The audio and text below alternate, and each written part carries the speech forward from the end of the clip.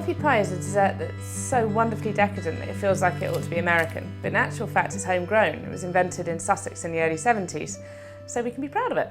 Now, I'm going to start mine with a biscuit base, which that chef wouldn't be happy with because he used short crust, but I think that the crunchiness of digestives is actually a bit nicer. And to help that along, I'm going to put some pecans in there too and bind it together with a little bit of butter. On top, we're going to do a caramel sauce. Now, this is a sort of dulce de leche caramel that you can buy. You can make your own with condensed milk, but this is much easier and safer, so I'd recommend it. And we're just going to cook that with a little bit of butter and some more sugar just to thicken it up. And then on top of that goes the star ingredient, the bananas. We're just going to chop those thinly and toss with a little bit of lemon juice so the dessert keeps better. Whipped cream with a little bit of instant coffee and a nod to the 70s original. And then on top we're going to have some candied pecan nuts. And this is an idea I've stolen from a baker called Lily Vanilli, and it's just fantastic. It sets the whole thing off beautifully. I'm going to start by making the candied pecans, which is really easy. Rinse the pecans very briefly just to get them a little bit damp so the sugar sticks to them.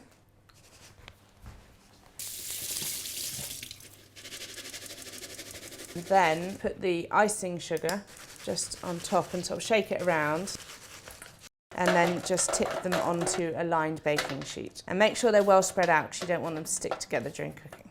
A little bit more icing sugar on there. And now it's ready to go into the oven. About 15 minutes at 180 and sort of turn regularly just so they don't burn. Next up, we're going to make the base. About half the butter.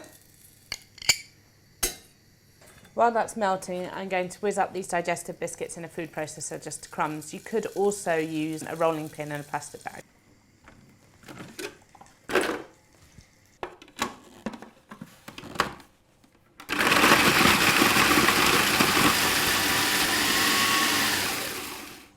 Once you have quite fine crumbs, roughly chop the pecans. You're going to whiz them in the food processor as well, so don't worry too much. You just sort of want nice little crunchy pockets in the base. There we are. Pop those in. Tip the melted butter in.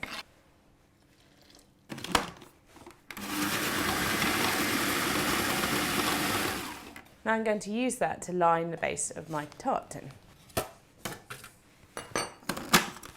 Press it firmly into the base and up the sides of the tin. Now I'm going to put this in the fridge to chill slightly while I make the caramel sauce. So, to make the sauce, I'm going to melt the remaining butter with the light brown sugar. When they've sort of melted together, I'm going to add the dulce de leche caramel and stir that in until it's smooth, and then it's ready to go onto the base.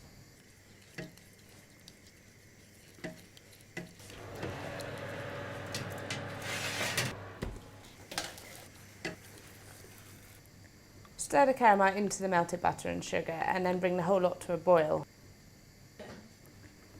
When the caramel sauce is ready, you can add it straight to the biscuit base. Now you can put it back in the fridge to set while you make the rest of the topping. Make sure you have nice ripe bananas, nothing worse than lovely sweet banoffee pie and sour, underripe bananas.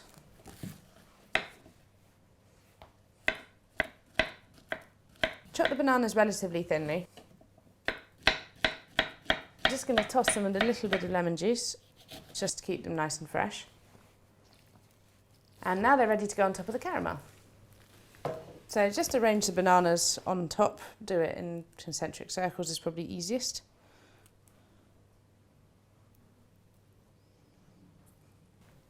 And there we are, that's the bananas.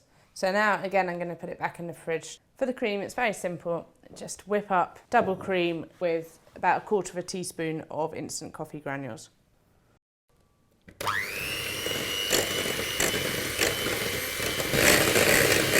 That looks about right. Now we're ready to top the tart. So just spoon the cream on top of the bananas. Spread it out quite evenly. And finally, we can put on the candied pecans.